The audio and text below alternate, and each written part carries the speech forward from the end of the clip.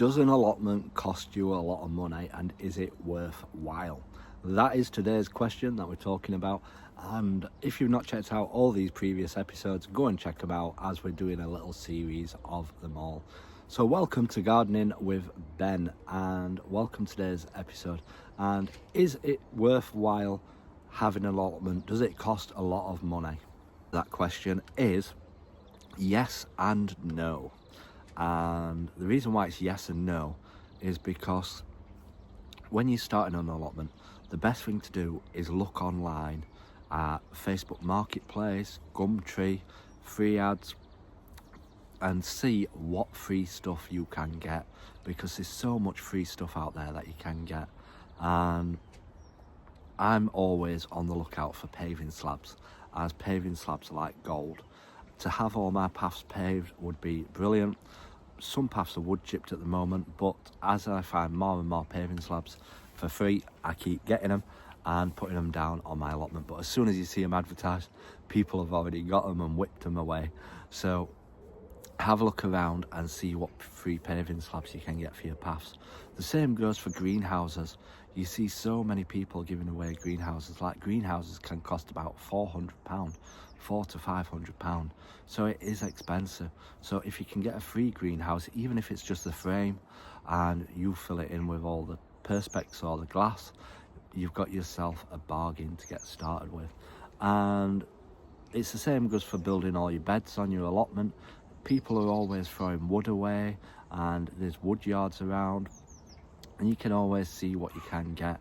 And a place near me, they've got a double glazing place, and you see like window frames and stuff like that, so you can always repurpose. And when you get an allotment, you end up being a skip diver.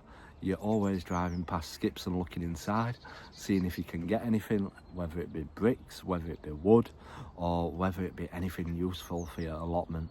You can always find certain things that you can get.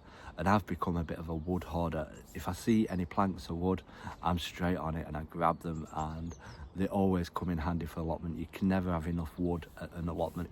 Even if you end up burning certain bits of it, I've always got a storage pile of wood to build things with. Not that I'm a very good builder, I'm an absolute rubbish builder, but yeah, everything that I get is basically free, a lot of it.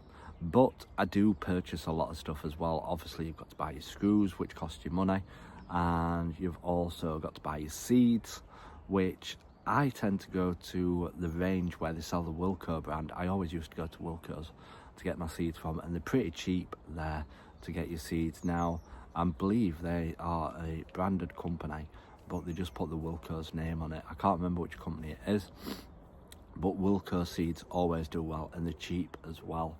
And obviously now there's more and more ranges around now that they've taken over home bases, so there's plenty of ranges around there. So if you're wanting cheap and cheerful seeds, go to the range and get some Wilco branded seeds. Now, what else do we have to pay for? We have to pay for plant food, which again can be expensive unless you make your own, which you can make from nettles or comfrey. So another way of saving money is making your own plant food. Then you're also possibly buying horse manure, because some places don't give it away for free now. They see it as a lucrative thing. Now that more and more gardeners are growing, they tend to sell it. But if you can get it for free from a farm or somewhere near you, have a look around and see what you can get. Sometimes you have to end up taking it away, so make sure you save some bags for it and get as much as you can. And the most expensive thing now is compost. Compost used to be a good cheap price, but now it's got more and more expensive.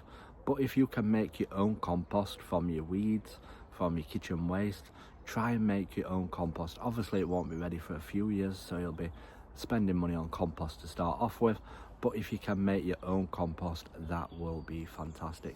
So does an allotment cost you a lot of money? Yes and no.